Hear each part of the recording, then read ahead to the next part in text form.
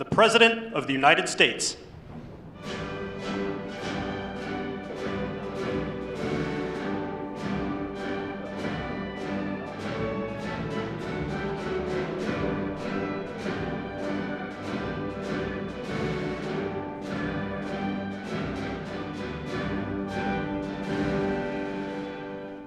Thank you very much. Thank you. Please.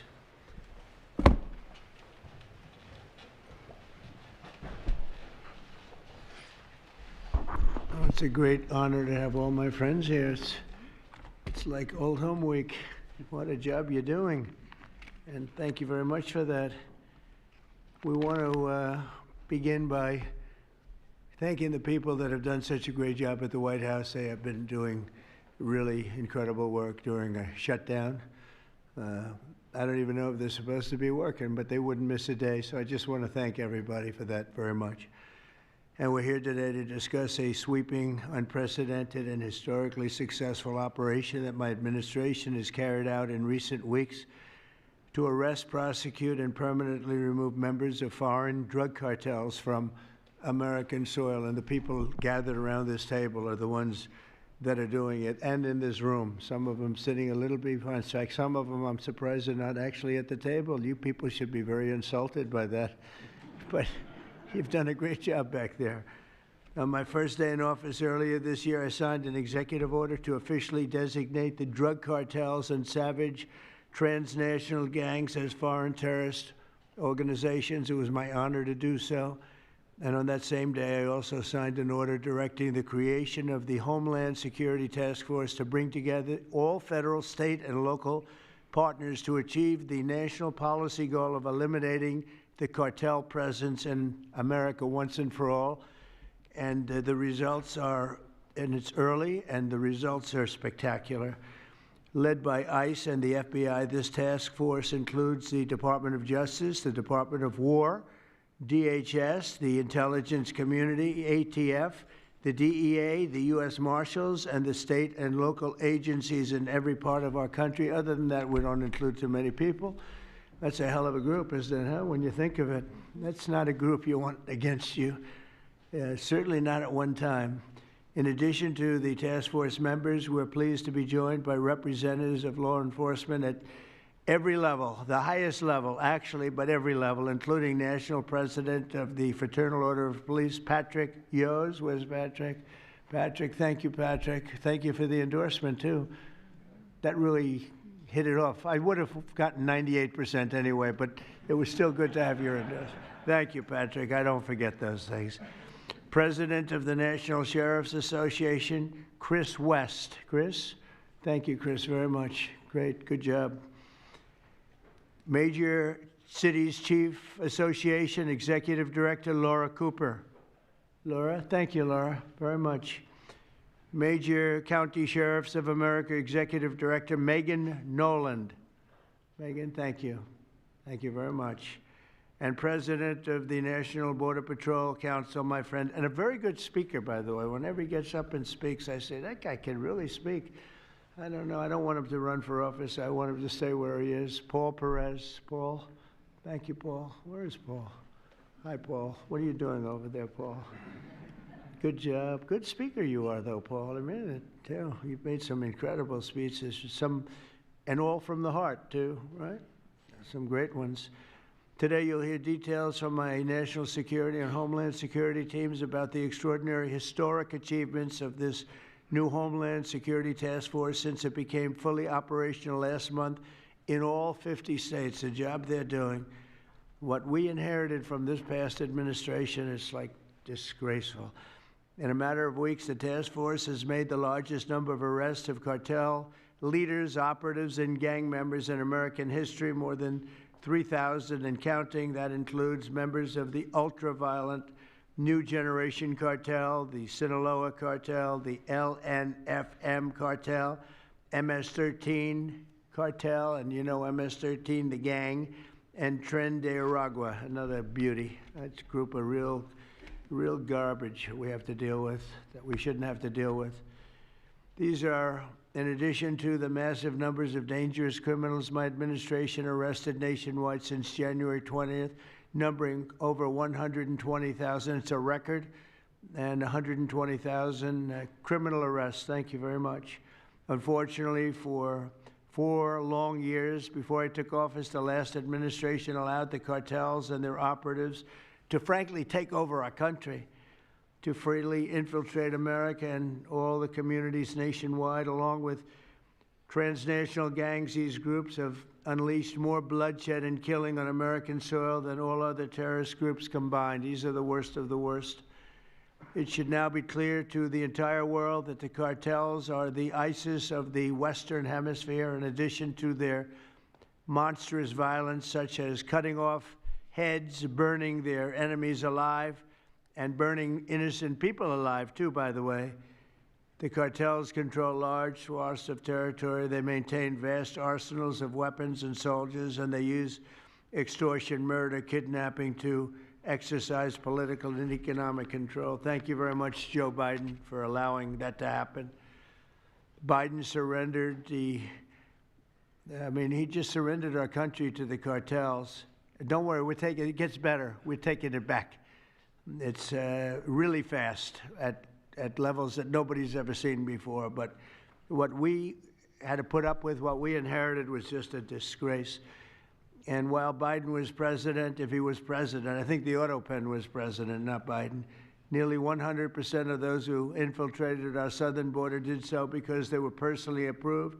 They admitted they were just what happened, assisted by the most dangerous and violent criminal organizations anywhere on the planet. The worst people on the planet they allowed into our beautiful country. Under the Trump administration, we're finally treating the cartels as the core national security threat that they really are. The cartels are waging war on America, and just as I promised in the campaign, we're waging war on them like they've never seen before. All you have to do is turn on your television and you'll see what's happening to them. Past administrations have tried to mitigate this threat, and our objective is to eliminate it. We're not mitigating, we're eliminating. We're getting them out. The bad ones we're putting in prison. We hate to do that because that means we're stuck with them for 50 years or more. In recent weeks, our Homeland Security Task Force has seized more than 70 tons of deadly narcotics, along with more than 1,000 illegal guns. And that's just recently. This is already the most successful anti-cartel and anti-gang operation in American history, and it's just getting started. We have incredible people. A lot of them are in this room with us today, and it's an honor to have them. But we're going to not stop until the threat has been fully and completely eradicated. I want to thank task force members with us today, including a person who's doing a fantastic job, Attorney General Pam Bondi. Thank you, Pam. Thank you. Secretary of War Pete Hegseth. Sounds so much better than Secretary of Defense. I don't know. Do you guys agree with that? I don't know. It sounds, we won the First World War, the Second World War. I would say everything before and everything in between. And then we got woke and we said, well, let's call it defense. I think we like it this way better. It's funny. That's something I thought it would be maybe controversial. And it's only controversial that we changed the name in the first place. It's not controversial at all. It's been unbelievably well accepted, Pete. Hasn't it, right? It's been pretty amazing. I thought it would be controversial. People want to have our country back. People want to do exactly what we're doing right now. We're getting a lot of credit for it, and we should. I want to thank, though, Pete. You're doing a great job. Pete Hegseth. Secretary of Homeland Security, Kristi Noem. Kristi, thank you very much. Director of National Intelligence, Tulsi Gabbard. Tulsi, good job. And the heads of all of the law enforcement agencies all throughout the room. You're really amazing, the job you've done. To provide additional details on our mission, I would like also to ask General Bondi to say a few words, followed by Secretary Noem, Secretary Hegseth, Director Gabbard, Homeland Security Advisor Stephen Miller. Stephen, you're such a superstar, Stephen. They called Stephen the other day a very bad name, and I said, you should sue them, Stephen. I think he will. I hope he does. FBI Director Kash Patel and Deputy Attorney General Todd Blanche. And I just want to say it's an honor, the job we're doing, and these people are doing absolutely incredible. I'll just add a couple of things. In Memphis, as you know, where the numbers are down in half already, and it's only been about 2 weeks. You're doing a fantastic job there. Thank you. Incredible. Nobody thought it was possible. It was really it was a very sick city. It was horrible what happened there. People would go from, if you're on the board of FedEx, they would ride you 1 block to the hotel. They said you couldn't walk it because it was too dangerous. And they're already feeling better about it. But the best example right now is Washington, D.C. We went from one of the most unsafe places in the planet, I hate to say, but in this country, to a totally safe city. It's nothing's crime-free, I guess, but this is about as close to crime-free as you're going to get. And you guys have done an incredible job with that. Every one of you have worked so hard on this one, and it's our nation's capital. And people would go to the nation. They'd go from, I always say, Iowa, Indiana. They'd go from Florida. They'd come up. They want to see the monument. I want to see the Lincoln Memorial. I want to see one of the monuments, any one of them, and they'd go home in a coffin. But not anymore. It's not happening anymore. We haven't had that happen in a long time. It was averaging more than one a week, one person a week. Who would think that's possible? And it hasn't happened anymore. And we have a safe city. We have a city where the restaurants are booming. People are going out. Nobody's being mugged, hit over the head with a baseball bat. None of the stuff is gone. We took out 1,700 criminals, many of them career criminals, many of them given to us by Joe Biden and his ridiculous open borders policy. They came in from jails from all over the world, not just South America, from all over the world. Jails, they came in from mental institutions and insane asylums all over the world, drug dealers, and we got them the hell out of here. They're either that, or if they're so bad, as I said before, we put them in jail because we can't take a chance that they come back. But I want to just say that Washington, D.C. is such an example of what could be done. And now the same thing's happening in Memphis. We're just halfway through the process, and already the numbers are far superior, far better than what we would have thought at this time. And Chicago, I just saw the number. Last week, it was last weekend, 4 were murdered, 11 were shot. And then I have this guy Pritzker, who's a very weak governor. Let me be nice. I'm going to be very nice. He's extremely weak. He's pathetic. I have Pritzker get up and say how great they're doing in Chicago. They're doing very poorly. So 4 were murdered, 4, 11 were shot. I would say, and that was not a bad week for him. Okay, that was not a bad week. He's had somewhere 18 or 19 were murdered. And you know what his excuse was? Yeah, but that was a long weekend. Okay, can you believe it? He said that was a long weekend. He's bad. And the mayor is worse. I mean, that mayor is worse. Low IQ, very low IQ. And we don't need low IQ people. We need people that are going to take care. And I love Chicago, and I love those beautiful women, black women, beautiful women wearing MAGA hats. And they're all over the place in Chicago. They want protection. They don't care if it's the National Guard, if it's the Army, Navy, Coast Guard, Marines. They'll take Space Force, okay? Space Force, send them in. They just don't want to be mugged, killed, raped, shot in the head, and we stop it. So we're going to be given a very special, we're going to give Chicago very special care. As you probably know, maybe you heard, we were going to do a big surge in San Francisco, but I got a great call from some incredible people, some friends of mine, very successful people. Mark, who's, everybody knows him, and Jensen, everybody knows Jensen, NVIDIA, and others called me from San Francisco, and they said, we're working really, really hard with the mayor, and we're making progress. Would it be possible for you to hold off the surge? And I had 4 or 5 calls, and I think they're making progress of their own. That would be the greatest. I mean, if they could do that, that'd be great. And they have great competence in those people. I mean, incredible competence, some of the smartest business leaders. And they're working very well with the police department. They're doing a good job. So we are holding off that surge, everybody, and we're going to let them see if they can do it. I said, I think we can do it much faster. I know we can do it faster. I think we can do it better than anybody. We can take criminals out that they're not going to know about, and probably they don't have the legal authority maybe to do what we can. But I'm okay with it, and we're going to let San Francisco, has the potential to be, it was a great, great city, has the potential very quickly to be a great city again.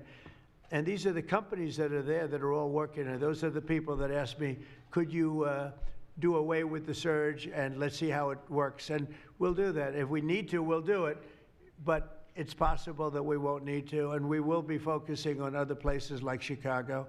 And we'll have Chicago taken care of very quickly. But just remember, 11 people shot, 4 people murdered, okay?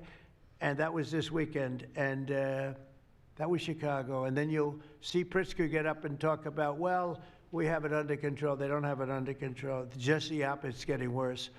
So we'll take care of, as soon as we give the go-ahead, which is all I have to do is give the go-ahead. We won the big court case the other day on the National Guard. That was a good case. Same thing with Portland, speaking of that, because that's where we won it.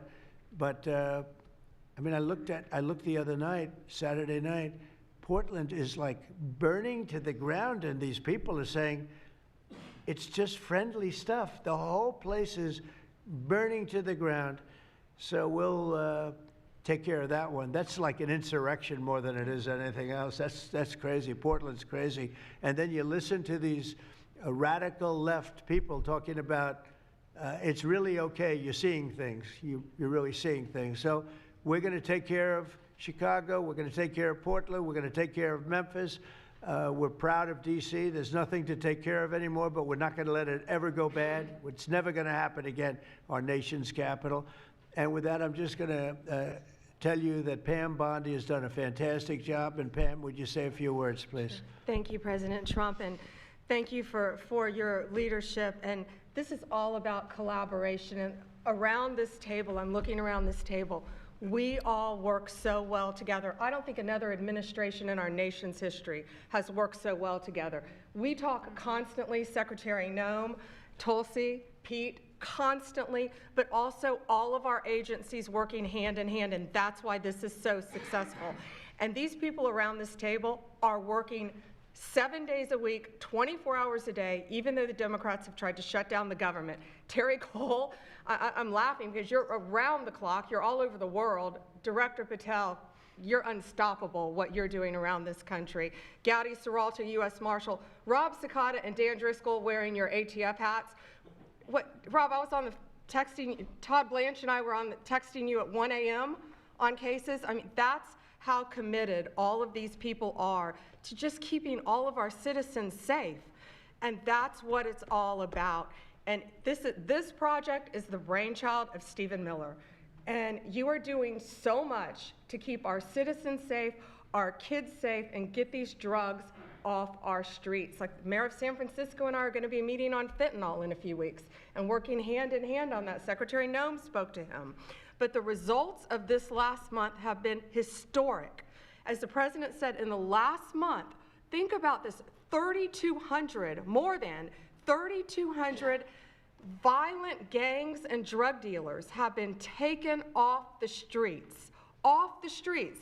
Now, Director Patel and all of these agencies have also been working so hard on getting the leadership. But we are getting all the gang members off the streets and the drug dealers, Sinaloa, CJNG, MS-13, and more, TDA. 91 tons of drugs have been seized as a result of this task force. We tried to put this in perspective for you. This would be filling 4 18-wheelers, 4, all the drugs just in the last month that have been taken off the streets. 58,000 kilos of cocaine. Think about a big backyard swimming pool. That would fill 1.5 swimming pools.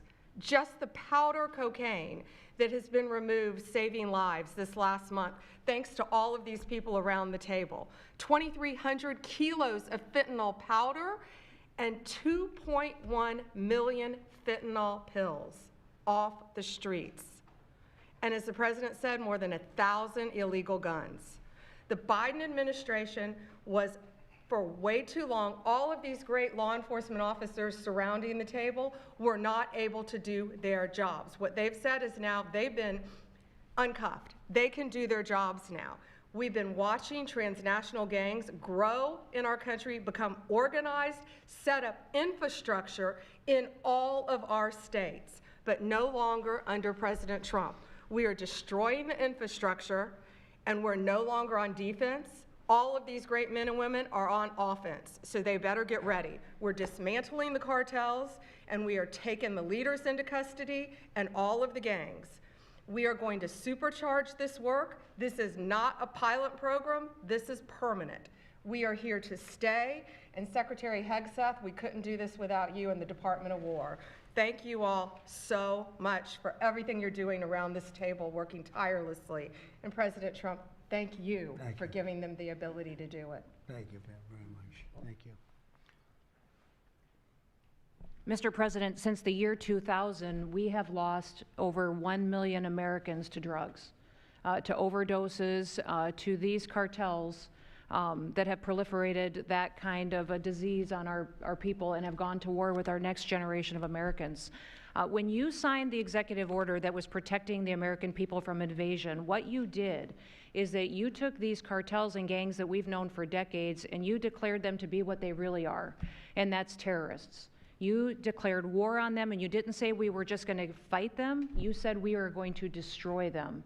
And everybody around this table is so honored to be here to work with you to destroy these terrorists that have been killing Americans for years and getting rich off of it. I'm so proud of the work that was done just in the September surge. You referenced that earlier. We had over 400 operations that went down in those first 43 days of the Homeland Security Task Force in operations that brought, as Pam referenced, 3,200 terrorists to justice, got them off the streets. Sir, we also have had over precursors and chemicals that were brought in. We've had the work at the southern border. We've got Border Patrol here at the table with you. Fentanyl has been cut down by 50% coming into this country over our borders. We've continued to work not just nationally, but internationally and on our maritime borders as well. The ICE agents that have so much violence against them and threats against them, sir, they get up every day ready to work with this task force to be able to keep people safe. And then we've got Coast Guard, who's been doing just a ton of our incredible interdictions out on the seas and the waters in cooperation with operations that you've targeted in the Caribbean with the Department of War. And sir, I just want to thank you for the leadership you put at this table, for your cabinet members, for Stephen Miller, for putting this in place to make sure that what you did when you consolidated the Homeland Security Task Force, you took 1,000 other task forces that were already established in the federal government and you streamlined them into this room, into this group right here, so that we can look at each other in the face every day and say, what's our problem? How do we address it? How do we fix it?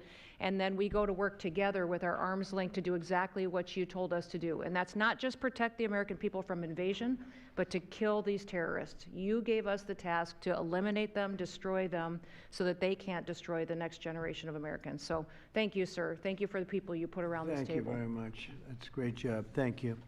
Pete? Yes, sir. Well, thank you, Mr. President, for your leadership.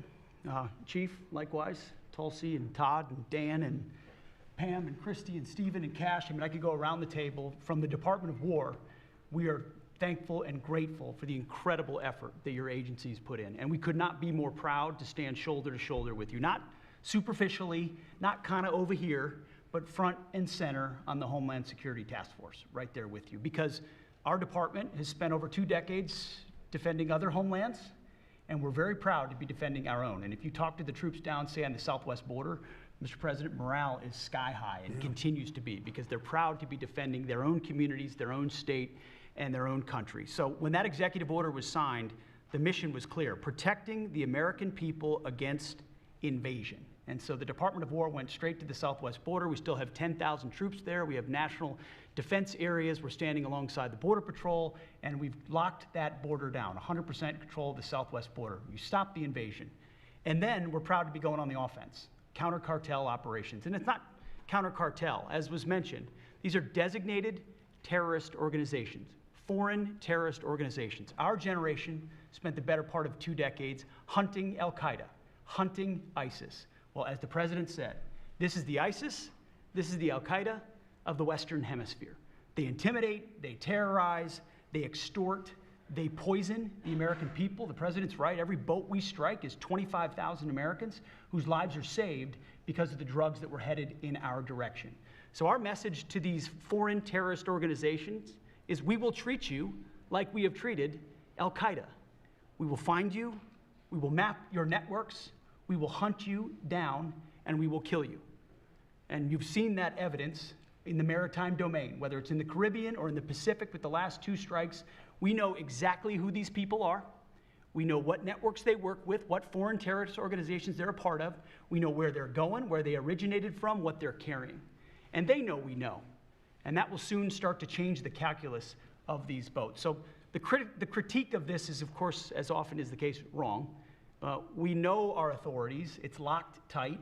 And we're going to treat them like foreign terrorist organizations on the offense. So the Department of War is not going to degrade or just simply arrest.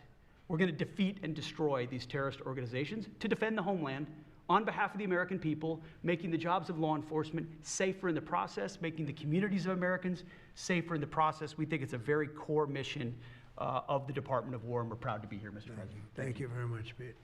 Thank you. Tulsi, please. Yes, thank you, Mr. President. The key reason that you are hearing about these incredible effects is, number one, the team that you've assembled here and the leadership and the tone that you have set, first and foremost, about keeping the American people safe. The intelligence community plays a critical role in being able to support our law enforcement at the federal, state, and local level to make sure that they are armed with actionable intelligence to be able to actually go after those who threaten the safety and security of the American people. Mr. President, under your leadership, for the first time, there is a newly created National Intelligence Fusion Cell at the Office of the Director of National Intelligence, National Counterterrorism, that has a very simple purpose: to make sure that we have two-way intelligence sharing of actionable information between the intelligence community and law enforcement. I want to talk briefly about 3 successes that we've had just here in the last few weeks, Mr. President, through the success of this interagency fusion cell. Just this last week, our National Counterterrorism Center supported, through actionable intelligence to both U.S. law enforcement as well as Mexican law enforcement, the arrest of a Sinaloa cartel boss, El Plato, in Juarez, Mexico, as well as his top 3 money launderers. In a separate and recent successful interagency operation, NCTC worked closely with the U.S. Marshals Service that led to the arrest of another dangerous Sinaloa cartel member responsible for tracking huge amounts of cocaine and hundreds of thousands of dollars in this single incident with drug proceeds through his network. And I'll say the last example I'll share is probably the most insidious, was providing intelligence to the Mexican law enforcement that led to the arrest of a CJNG cartel-affiliated baby trafficker called La Diabla. Her whole money-making operation was centered around luring pregnant women, performing illegal C-sections, harvesting organs, and selling newborn babies.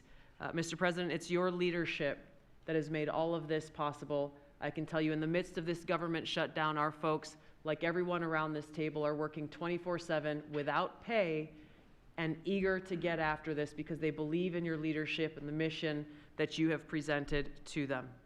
Thank you, Mr. President. I'll hand this off to Homeland Security Advisor Stephen Miller, the leader of this task force.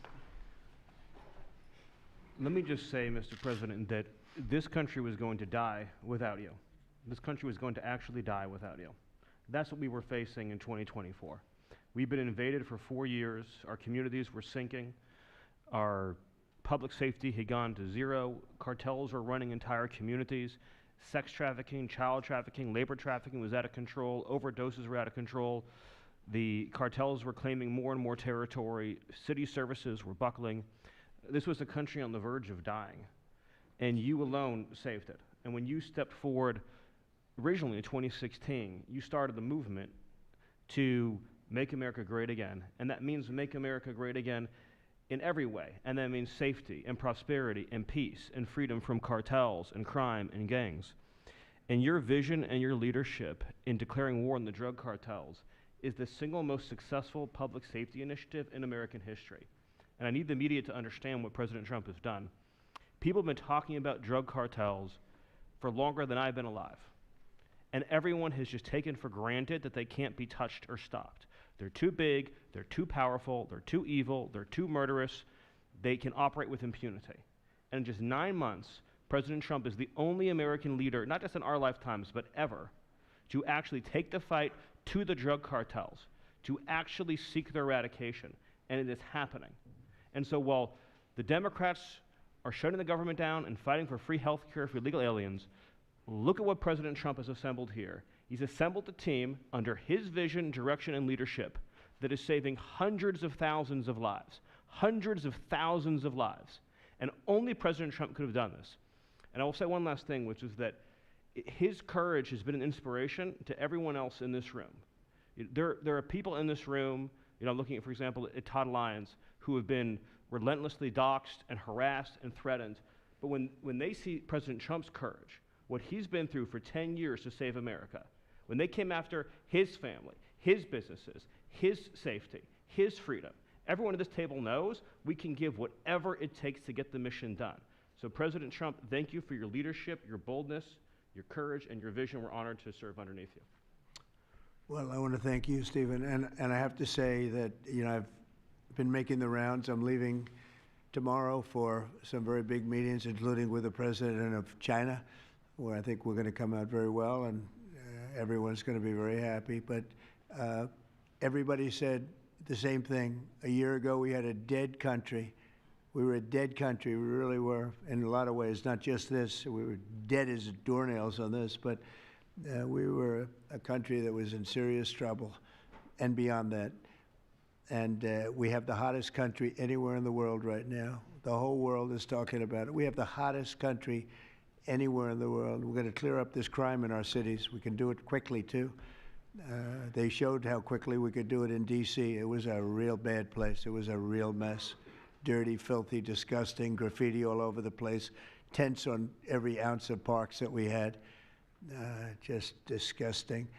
And I rode around last weekend. I rode around the city. I felt very safe in that car, but, I would have done it without it. I wouldn't need that car so much anymore, I will tell you. But the place was clean. We've started that also, not only law and order, but the cleanliness is important. I think cleanliness is almost a part of law and order. If you see dirty, disgusting streets and potholes all over the place and railings falling down and graffiti all over the beautiful statuary marble columns, those gorgeous columns where they had graffiti, it's all gone. And I think it's a part of it. I really do. I think it's a big part of it. But we have a city that we can be proud of. We're going to be that way with every city we have. That's why with San Francisco, I wish them luck, but we could do it so much faster. I told the mayor, I love what you're doing. I respect it, and I respect the people that are doing it. They're the biggest people in the country. They're the biggest people in the world. A lot of the high tech.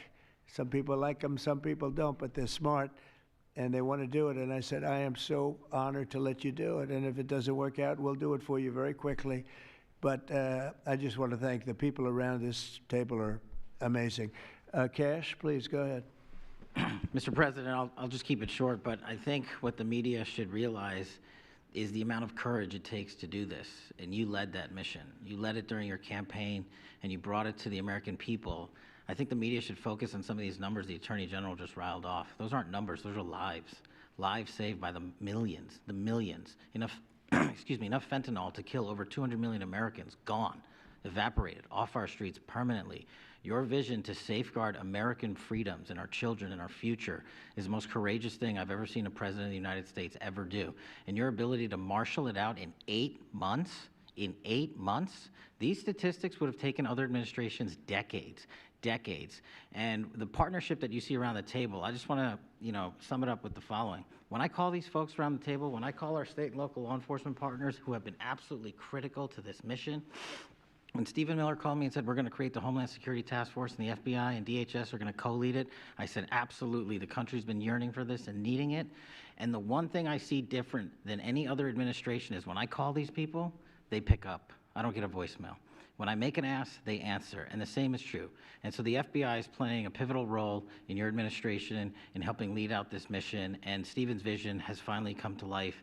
And instead of attacking the people at this table, maybe the media should go out there and talk to the lives that have been saved forever.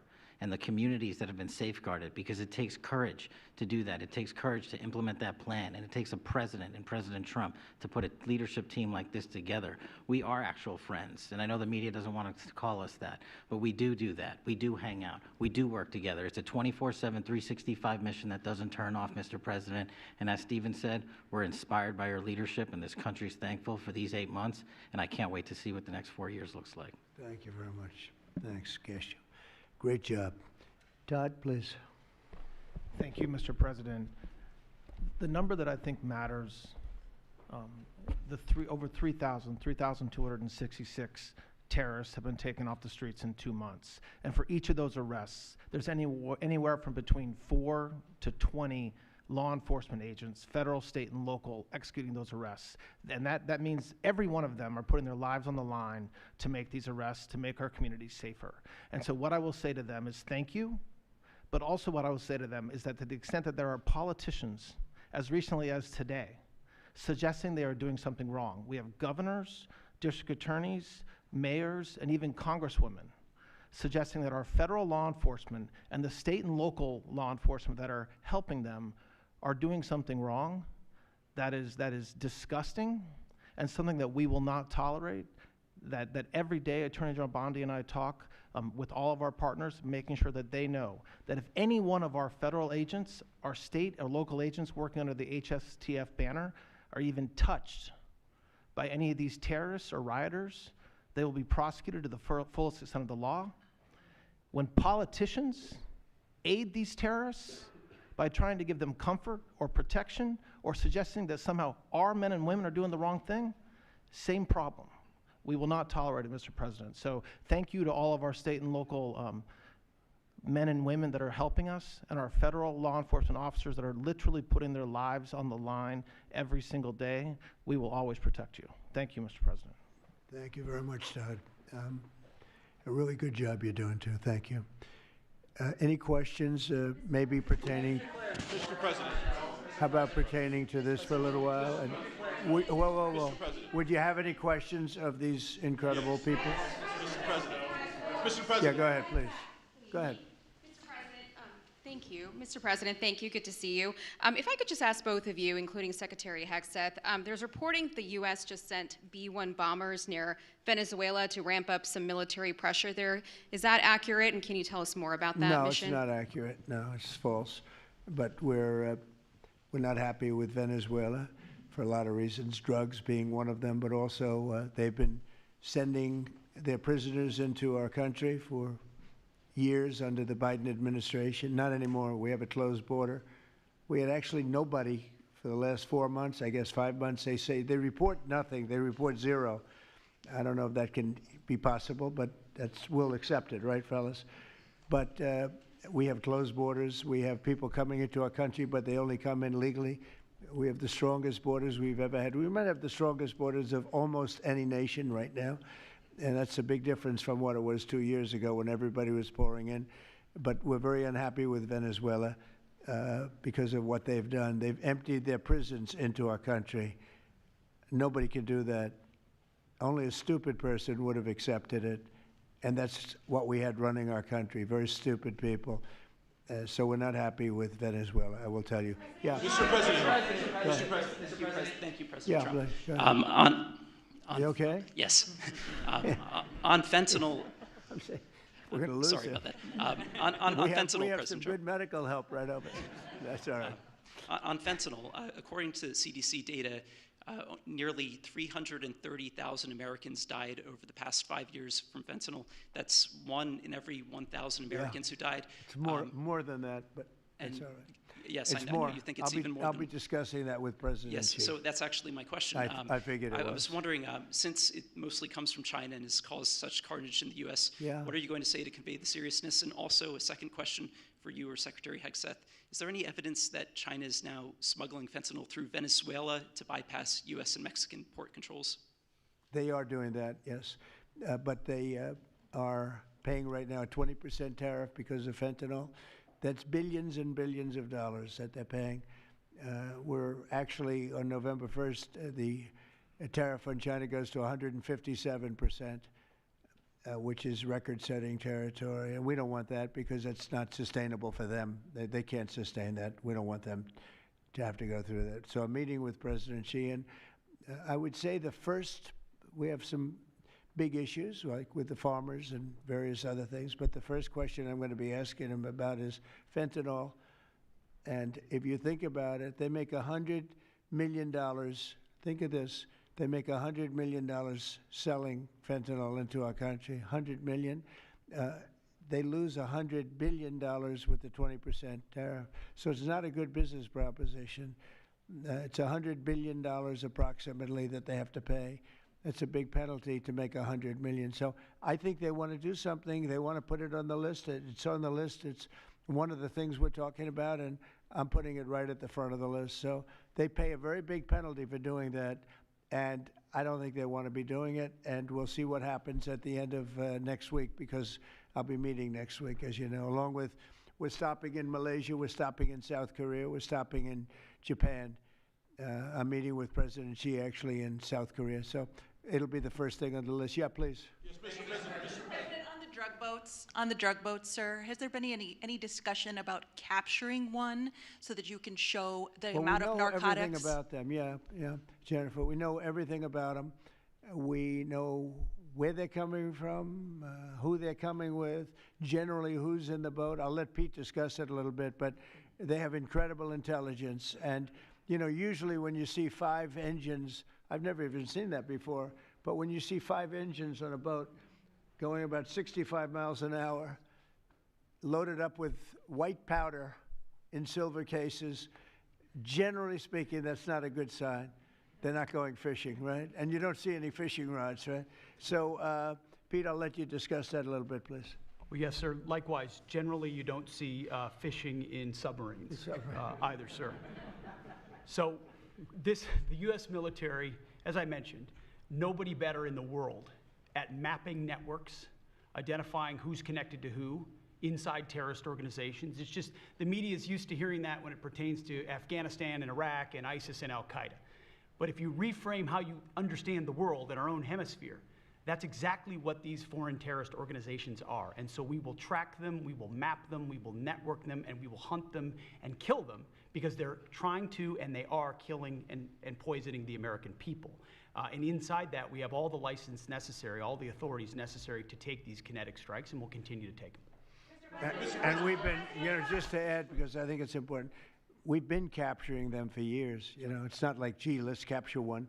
We've been doing that for years. For 25 years, we've been doing it. Not at a level like we're doing it now, I mean, just with the hits we're hitting, but we have much more intensity than any administration's ever had. But we've been capturing these boats for years, and they get back into the system, and they do it again and again and again, and they don't fear that. They have no fear. The thing I can tell you right now, it's very hard to find any floating vessel right now on the Pacific or in the Gulf, and I would like to call it by its official name, the Gulf of America. Another little triumph of the Trump administration. I said for years, I said, why do we call it the Gulf of Mexico? It's 93%, the shoreline is 93% ours. So I never understood that. So I made that change. I never realized how easy that was going to be, other than, I guess, AP fought us in court, and the judge said, but that's the name. And actually, they were sort of semi-prohibited from even covering us after that. It was pretty amazing. But we have the Gulf of America, and there are very few boats, very, very few boats, not even fishing boats, to be honest. I don't want to do that to the fishing industry, but it's been so effective.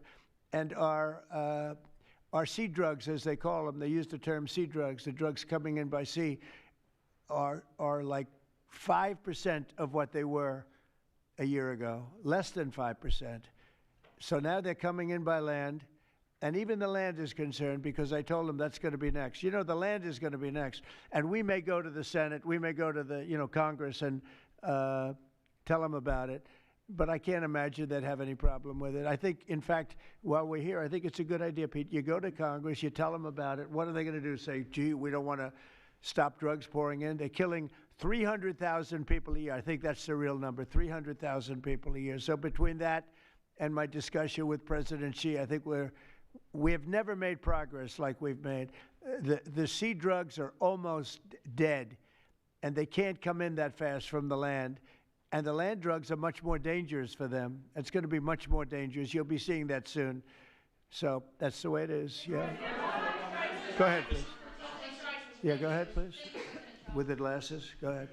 Thank you, Mr. President. Good. I wanted to ask, what's your reaction to Representative Dan Goldman calling on NYPD to arrest ICE agents who he says are acting illegally? He says they are illegally assaulting people and illegally detaining people at immigration courts in New York. Well, you know, I know Dan, and Dan's a loser, you understand. He's a guy that doesn't have what it takes. He's been trying so hard, and they're exhausted. I mean, it's so ridiculous, right? A suggestion like that. So, you know, they're just trying so hard, and it's not working. They've even now started imitating me, of all people. They want to imitate me, and they start using foul language, but they use too much of it. You know, you can't use the F word 7 times in one sentence. It doesn't work. It might work once every 7 news conferences, but you can't do it. You can't do it 7 times in one sentence. So I don't know. They're really they're in big trouble. That party. Go ahead. Mr. President. Some alleged smugglers have survived some of these recent strikes and been sent back to their home country. If they're terrorists, why not just arrest and detain them? Go ahead. 2 points on that. First, when I served in Iraq in 2005 and 2006, we used to, in sort of a gallows humor way, talk about the Iraqi catch and release program, the reality that we would catch a lot of people, hand them over, and then they would be recycled back through, and we'd have to recapture them or attack them again. And that's why changing the dynamic and actually taking kinetic strikes on these boats ought change the psychology of these foreign terrorist organizations.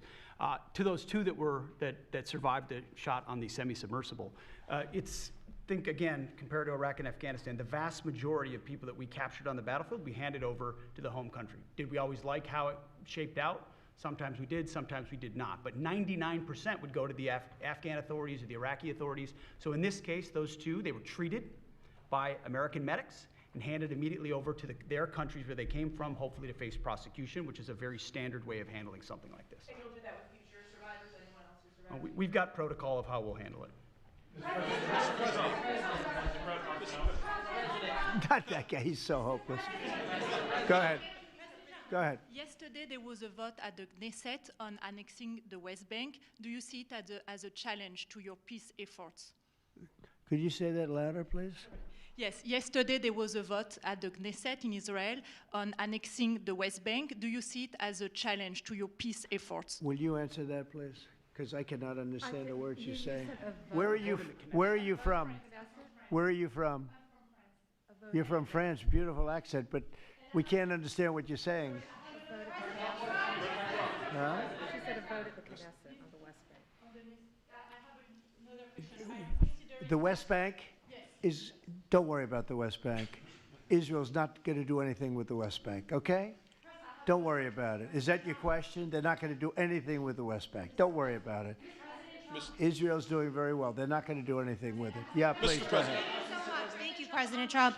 Are there any safeguards in place to protect Americans from fentanyl and cartels when you leave office in 2028? Any protocols that could be put in place in case a future administration comes in that wants open borders? And I also have a question for the Secretary of War as well after your answer, Well, the if that's biggest okay. thing we can do is make sure they don't come in, because open borders, they would destroy. It's amazing that our country is even surviving with what we went through, coming in by the millions and coming in from the wrong places. You know, I know all these people that run these countries, and they're smart, they're very street smart, and they're not sending their best, you know, they're taking them out of their prisons and their mental institutions, as I say over and over again. They're the drug dealers, they're the drug addicts, they're people that don't work. I mean, the best of them are people that don't work. They don't work. They're on welfare, their form of welfare, which is tiny. You know what their form of welfare? They give you a piece of paper. But they want people that work. They don't let those people come out because they want those people. You know, they cherish those people. Those are the people that make their country run. They give us all of the people that don't work and are murderers. 11,843 murderers came in. 11,800. Many of them committed, more than 50% committed more than one murder. Now, why do we want them? Why would Biden and that group of thugs that he had working for him, why would they accept these people? Why would he accept? Nobody understands it. You know, they say maybe they wanted the vote, but I did great with the Hispanic vote, but these are people from all over the world. Why would they do it? So one question, no matter what I do, I can't, you always like to know the opponent. You have an opponent. What are they getting at? And usually you can. Why would they allow 20 million, maybe 25 million people into this country, almost all of which, but most of which should not have been allowed into our country? It's one of the great enigmas. What they've done to this country should never be forgotten. In history, should never, ever be forgotten. And now it looks like we're going to have a communist mayor in New York. That'll be a lot of fun. But remember this, they have to go through the White House. Yeah, please, go ahead. The founder of Binance. Can you explain why you chose to pardon him, and did it have anything to do with his involvement in your Which one? family's? Who is that? The founder of Binance. He has an involvement in your own The family's recent crypto one, yes. business. I believe we're talking about the same person because I do pardon a lot of people. I don't know. He was recommended by a lot of people. A lot of people say that. Are you talking about the crypto person? Yes. A lot of people say that he wasn't guilty of anything. He served 4 months in jail, and they say that he was not guilty of anything. That what he did. Well, you don't know much about crypto. You know nothing about. You know nothing about nothing. You're fake news. But let me just tell you that he was somebody that, as I was told, I don't know him. I don't believe I've ever met him. But I've been told by a lot of support. He had a lot of support. And they said that what he did is not even a crime. It wasn't a crime. That he was persecuted by the Biden administration. And so I gave him a pardon at the request of a lot of very good people. Mr. President. Yeah, please. Yes, Daniel. President, thank you so much. This is the kind of question I like. Yeah, right here. the numbers from this task force are jaw-dropping. I wanted to know, this is a question for you and both Stephen, since it was said this is your brainchild. What are the lessons to be learned from the success of the task force, and what are your continued goals with this task force now that you have about 3 years left? Well, the best thing we have going is we have such talent around this table. I could go over every one of these men and women, and we have unbelievable talent. They've got the naturals, you know, like somebody that hits a baseball or a golf ball or a, you know, that you see more, it's more evident. It's beautiful because it's sports. You can tell somebody right away, are they good or are they not? These people are the most talented people at what they do. And when we started talking about this, Stephen and all of us, it seems so easy. What is surprising to me is how quickly we can straighten out a large city, a big city, a mean city, a city that's sick, that got very sick with guns all over the place, with bullets shooting all over, where you take your life in your hands if you go out and buy a loaf of bread. That's not America. That's not our country. And those people don't care how you do it. They just want it done. They really do. You know, when you go to the people in the street, they don't know. Is it National Guard? They just want it done. They want to be safe. And we've gained a great following of Americans, real Americans, people that want to be safe. But I think the biggest thing we say is we have tremendous talent. We were able to recognize, like a football team, like a baseball team, we were able to recognize the talent. And the talent is largely in this room for the whole country. It's largely in this room. There's really nothing like it. And that's why I think we had D.C. done, not perfectly, but pretty much done, at least normalized in 12 days. When you say 12, would you say 12 days? On the 12th day, it felt different. And you know, we took a lot of bad people out, never to come back again. Then most of them never to come back again. But there's great talent, and there's also great courage. I've been watching what goes on. And then you have the radical left lunatics, and what's that all about? I mean, they're fighting us because we want to stop crime. Where do these people come from? They're paid money. I guess they're paid a lot of money. But like I saw that ridiculous march the other day, I say, these people are not representative of our country. And not all of them, of course, but many of them are total lowlifes. These are lowlifes. These are people that are paid agitators. and they're not representative of our country. So I don't know. I can just tell you that our country has tremendous spirit right now. You know that better than anybody because you cover it well. But we have a lot of people that are very happy right now with the direction. They did a poll the other day. The direction of our country is better than it's been in 37 years. And I'm upset because I think it should be better than that. I actually said we should be better than that. So, you know, thank you very much for your question. Brian? Brian? Mr. President, yes. Thank you, Mr. President. You guys have done an amazing job in Memphis. Some of those numbers are staggering, and we've gotten message on social media wanting to thank you for that. But I think, can you talk about the number of missing children you guys have discovered in Memphis? That's amazing. Well, it's hundreds of thousands were lost through Biden and the Biden administration, and we are getting a lot of them back, but they're either dead, they're slaves, they're captured in some form. But think of it, hundreds of thousands we're talking about, not even believable. And they came in through the border, they were sold, they were bargained for, and this was all Biden, meaning Biden and Obama, the same, you know, the same mentality, frankly. I think it's the same mentality. Let me tell you, Barack Hussein Obama was a lousy president. A lot of bad things happened. Remember when they used to talk about Trump with the jail cells? Well, he built the jail cells for the children. He built those jail cells. Remember that came out? But, sir, they were built in 2014. You remember when that came out? After me going through that stuff for about 2 weeks, and then they found out it was Barack Obama that built those jail cells. No, these people they were bad leaders. I hope we don't have it again. I hope we don't have it again because, you know, our country's come back a long way, but it can only withstand so much, and we don't want to ever go through that again. We never want to have open borders again. We don't want to have men playing in women's sports. We don't want to have transgender for everybody. We don't want that. We want to have a great country with low interest rates, nice housing, great education, a strong military, the basics. Yes, please.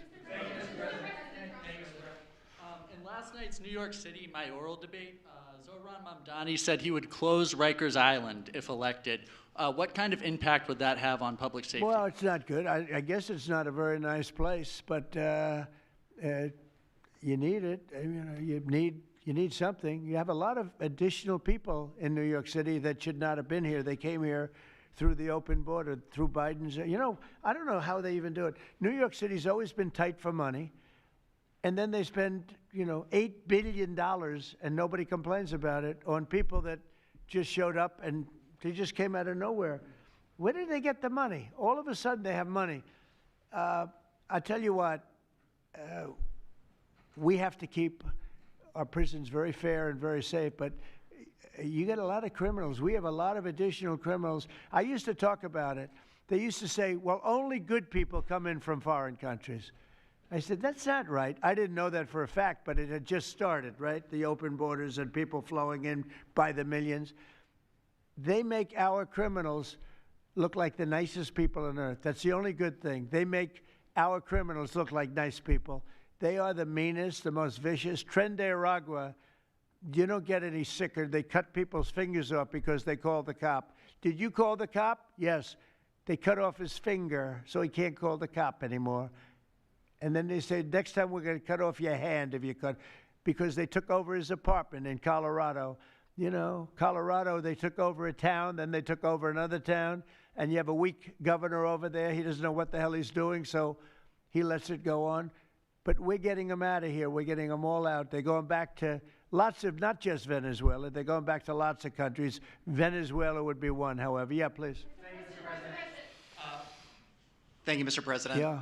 A moment ago, you said that if Secretary Hegseth went to Congress and briefed them on the operations against we will these, go, I said. You will go. And we it would will be go. difficult for them to object. I don't see any loss in going. No reason not to. You know, they'll always complain, oh, we should have gone. So we're going to definitely, I'd like to just tell you, let's go. We'll go. We're going to tell them what we're going to do, and I think they're going to probably like it, except for the radical left lunatics. And Mr. President, if you are declaring war against these cartels and Congress is likely to approve of that process, why not just ask for a declaration of war? Well, I don't think we're going to necessarily ask for a declaration of war. I think we're just going to kill people that are bringing drugs into our country. okay? We're going to kill them. You know, they're going to be like dead, okay? Yeah. Yes, red hair. Thank you. Beautiful red hair. Thank you. I'll tell my hairdresser that. She'll love it. This is a question for both you and the Secretary of War, Mr. Hegseth. Who are you with? I'm with the Center Square. We're a newswire service. With everything that's going on between the narco-terrorists in the Caribbean, and then also with more Chinese, Iranian, Russian ships also taking part in Venezuela. Are you have any plans of expanding operations out of Roosevelt Roads, and in fact, placing home porting some ships there? Yeah, go ahead, Pete. We're familiar with the location that you're referring to, and we'll make sure that we're properly displaced in order to deal with the contingency we're dealing with there, and also any ways in which other countries would attempt to be involved also. So we can walk and chew gum. We're definitely keeping our eyes on near-peer adversaries at the same time, but we think sending a message on these cartels, these narco-terrorists, is an important inside our hemisphere, which for far too long, other presidents, as the president pointed out, they've ignored our own backyard and allowed other countries to increase their influence here, which only threatens the American people. We're changing that. One big thing that has happened, though, because you mentioned expansion and expand our efforts. So when I was running for office, second term, everybody was talking about the fact that nobody wanted to join the military, nobody wanted to join the great police force. You know, they didn't want to join New York's finest or any of our police forces. They didn't want to join anything having to do almost like with the country, with the uniform. We are setting records with the Army, Navy, Air Force, Marines, Space Force, Coast Guard. We're setting records. We've never had anything like it. And I'll tell you when it started, November 5th. We didn't even have to wait till January 20th. They saw spirit. And now we have people coming in that are, it's unbelievable. And if we wanted to increase our military force, if we wanted to increase any one of these, including police forces, they can now get men. People didn't want to be policemen and women. They didn't want to be firemen and women. They didn't want to go into the military. We were having tremendous recruiting problems, and now we're setting records. We literally, last year at this time, you were doing stories that the recruitment was a disaster. We couldn't get men and women to go into the military. Now we have such an overabundance. We've never had, I mean, it's, as I understand it, it's like record-setting recruitment. This is in less than a year. It's been amazing. So this is a good time to expand if we want to do it, and I think we should. I think we should, and we probably will. Yeah, please. Yeah. Blue. For you. First for you and Secretary Hegseth, is the administration supportive of sending National Guardsmen to cities for the express purpose of aiding deportation and immigration enforcement efforts? To expand deportation efforts? Sending National Guardsmen to U.S. cities for the express purpose of aiding deportation and immigration enforcement efforts. What we've done so far is stand alongside federal law enforcement in every way, facilities and personnel, but also we have a great deal of lift inside the military. We're able to move assets in a way that no other aspect of the U.S. government can. And so where we can rapidly assist with mass deportations, we have been happy to do that. And then one more question, if I may. Is the administration at all supportive of potential measures to crack down or regulate or even ban apps that track ICE agents' locations? What do you mean by that? Like specific apps that are used to track the location of ICE agents? I guess we'll do that. I'm not a big app guy. I'm not into that too much. I think Pam might be it. Let's go. Yes. Give me a good answer there.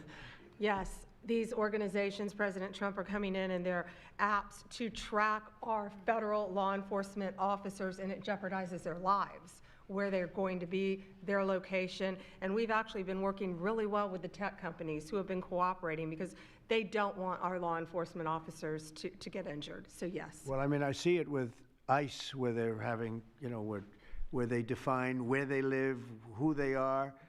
And, you know, I didn't have a big view on the mask, but I now understand why they should wear masks. I think it's very dangerous for them not to wear masks. They can do whatever they want. I notice some do it and some don't, but it's pretty dangerous. But when you look at, you know, you talk about that question, I think it's very dangerous, and I think you're coming down on that very hard, right? Yeah, please. Sir, Mr. President. Go ahead. Thank you, sir.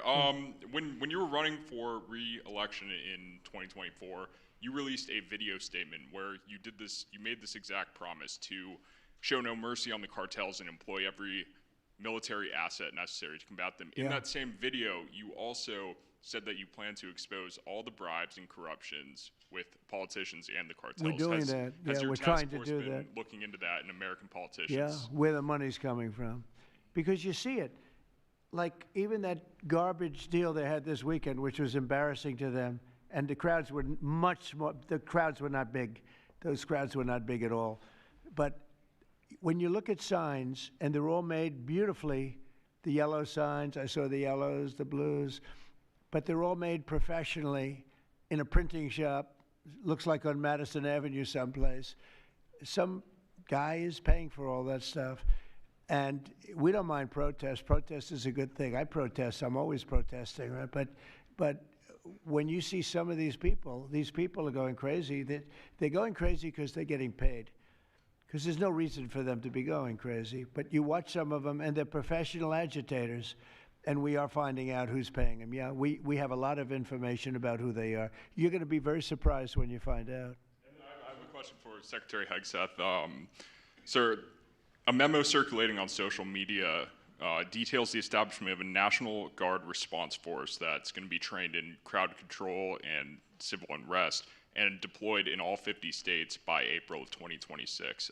Can you verify the authenticity of that memo, and do you have any more information on the operations? I'm not going to answer particulars on something that may be in the planning process, but we definitely do have multiple layers of National Guard response forces, whether it's in each state, whether it's regionally, whether it's Title 10 active duty, whether it's Washington, D.C. We've got a lot of different ways that constitutionally and legally we can employ Title 10 and Title 32 forces, and we will do so when necessary.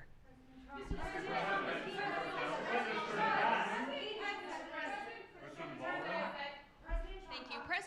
President Putin basically said today that Russia is immune from U.S. sanctions. He said that it would not impact the Russian economy in any serious way. Is he Good. wrong? I'm glad he feels that way. That's good. I'll let you know about it in 6 months from now. Okay. Let's see how it all works out.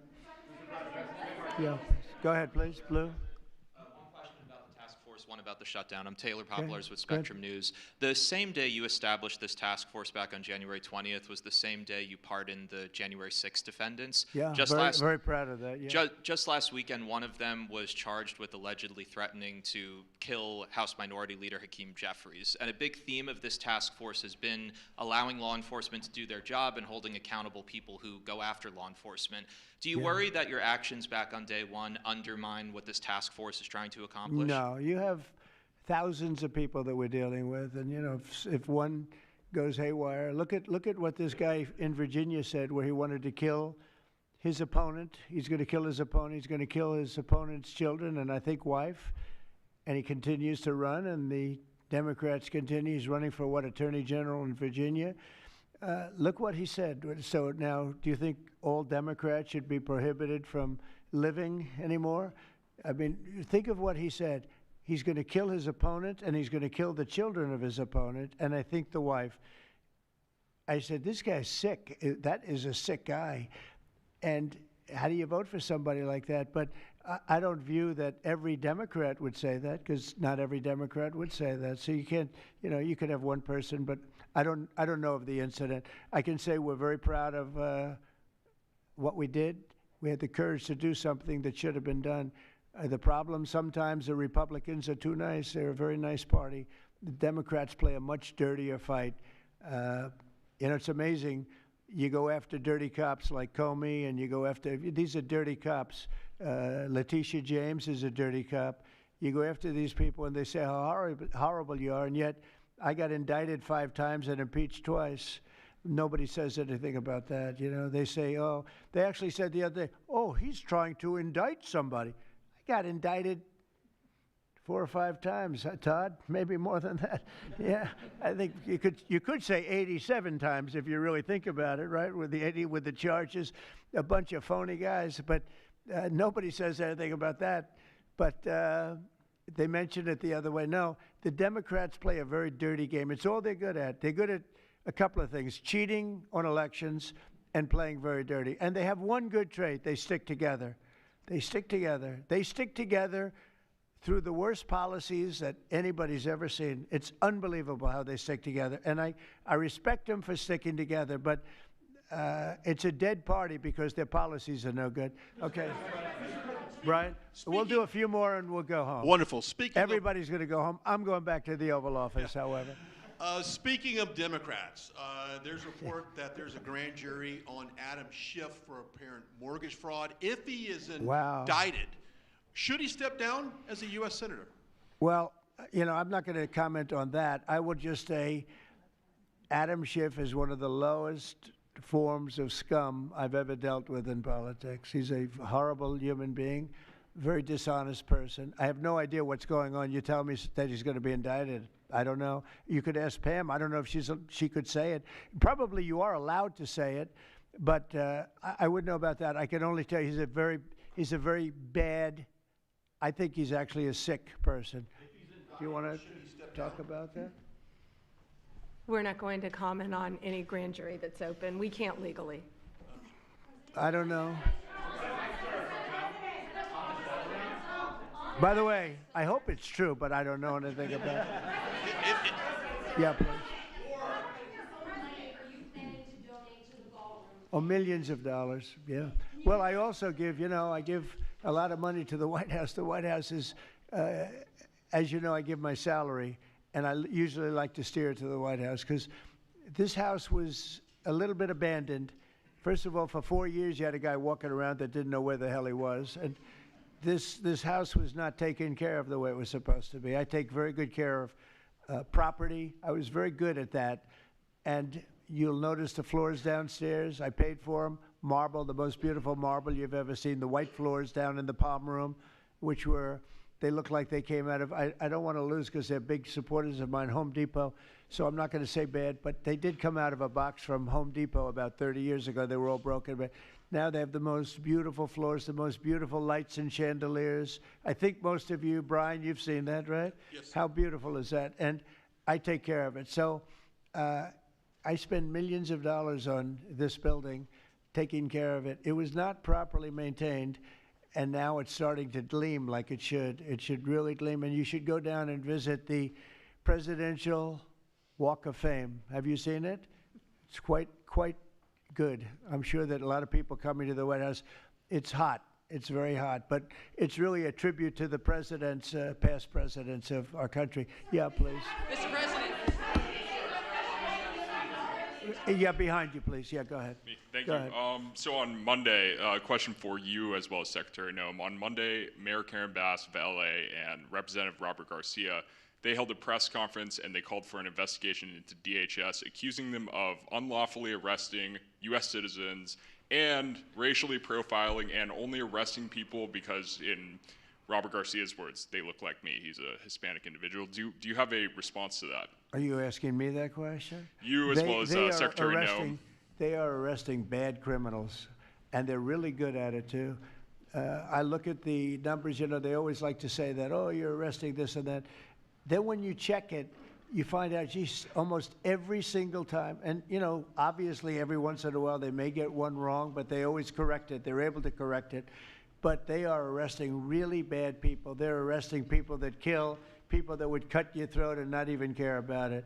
These are brave people, and it's very dangerous. And if they go even a little bit too far, they get into trouble, which is a shame. I protect them, but they get into trouble. But they're arresting very serious criminals, and they're getting them out of here. Okay, one or two more. Doug, do you have a question? I'd love to have Doug have a question, our great photographer, because he's such a great guy, and he might be the most talented person over there. I don't know. Go ahead. Let's hear your question. This guy's a real beauty. On the cartel strategy, hearing you talk about it as a war, hearing Secretary Hegseth talk about defeating and destroying and the comparisons to ISIS and Al-Qaeda, those efforts took American troops being engaged in foreign countries. Do you think that's ultimately where this is headed with the cartels, having American troops in countries like Venezuela? No, the cartels are very bad. They have a lot of bad people coming in. They were interviewed recently, and they were asking people what their problem was, and one guy said, yes, I'm up for murder. Didn't know what he was saying, obviously. You know, I'm sure his lawyer was not thrilled with his statement, but no, they're rough people coming into those cartels. Those cartels are rough.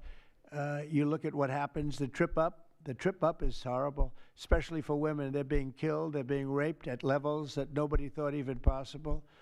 In my opening speech, I mentioned that, but in a very light way. I mentioned the word rape. Then I found out that you take a look at what happens in those cartels. It's horrible what's going on.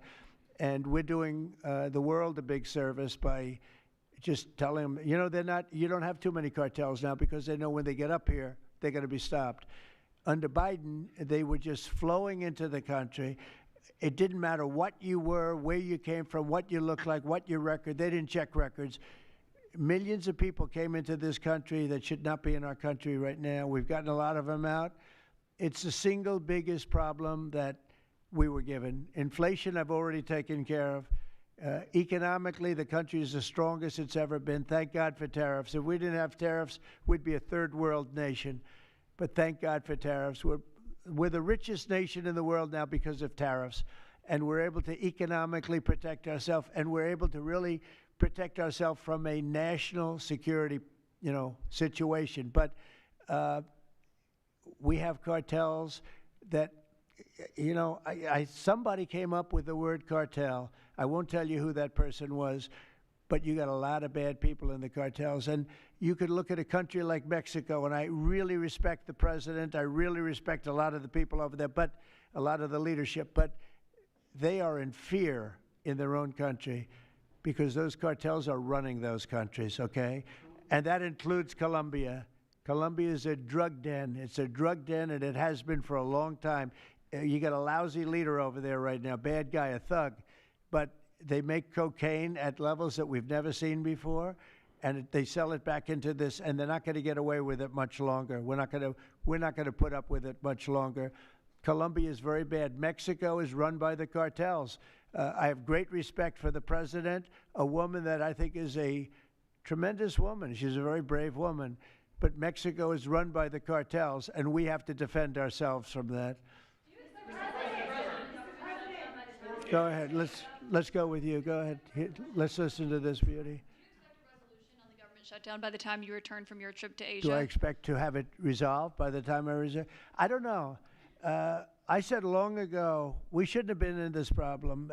This was September 28th. It came due in Biden's regime, and before the election, September 28th, and they pushed it off into the future. And I was running when they did that. And when you're running, but I did say, what the hell are they doing? That and debt ceiling. They also pushed the debt ceiling past the election date, so that would mean the next president has it. But I did say that I think the Democrats have gone totally crazy, and you don't know what they're going to do because they don't care about the people. They don't. I really think they have no leadership. They have a lot of very low IQ people. Jasmine Crockett is a low IQ person. A lot of them are. I don't want to insult too many of them, but a lot of them are. They have no rudder. I don't think they know what they're doing right now. They've never done this before. They always agreed to go and, called an extension. Let's do an extension and talk. Even today, look at what happened today. They don't want to pay the people that have worked. And, this was supposed to be this was a test. And they wouldn't pay the people that have been working. They said, no, we don't want to pay them. This is all the Democrats. Now, all we need is 5 Democrats. And I know a lot of Democrats that are saying they're more than 5. Probably not that many more than 5, but there are more than 5. And all we need is like 5 Democrat votes so we open our country again. Sad, though, we have the greatest economy in our history. We have the highest stock market. All these things are rocking. We will have by the end of my first year more than $20 trillion of investment. The all-time record is $3 trillion. I think it's China. We're going to have $20 or $21 trillion. We've never had anything like it coming in because of tariffs. The money pouring into our country, the plants that are opening, AI, automobiles, everything. And the Democrats want to close our country. They're really, they say deranged. They suffer. I guess it's Trump derangement syndrome, which I think is going down now as an official condition by the doctors. I think they get paid extra money if they handle it because it's more difficult to handle than a normal mental disease. But you know what? They really should approve an extension, get the country back to work, get the people paid, and it's very simple. You just don't know what's going on. There's something wrong with them. Yeah, it's sad, actually. Have you raised the full $300 million needed to fund your? Have you raised the full $300 million needed to fund your ballroom? And how much specifically are you donating to this construction Raised, project? I think $350 million. All donor money and money that we put up. We've raised. It's going to be. It's going to cost right in the neighborhood of $300 million. It's been expanded and made absolutely. It'll be the most beautiful ballroom anywhere in the world, I think. And how much specifically are you donating to it personally? How much am I donating? I won't be able to tell you until I finish, but I'll donate whatever's needed. I'll tell you that. Do I have a name for the? I won't get into that now. Mr. President? Yeah, go ahead, please. Follow up on the shutdown. In the next couple of days, a lot of Americans are going to go without their first full paychecks. Federal workers. By the way, a friend of mine, talking about donors, a friend of mine, a man that's great. I'm not going to use his name unless he lets me do it. Susie can tell you about this, but he called us the other day and he said, I'd like to contribute any shortfall you have because of the Democrat shutdown. I'd like to personally contribute any shortfall you have with the military because I love the military and I love the country. And any shortfall, if there's a shortfall, I'll contribute it. And today he sent us a check for $130 million. I would love to tell you he doesn't really want the recognition, if you want to know the truth, but he gave us a check for $130 million, which was sort of a shortfall, yeah. And that's going to go to the military, yeah. And what's your message? Is that the correct number? $130 million. That's what I call a patriot. Okay, thank you very much, everybody. Thank you. Thank you.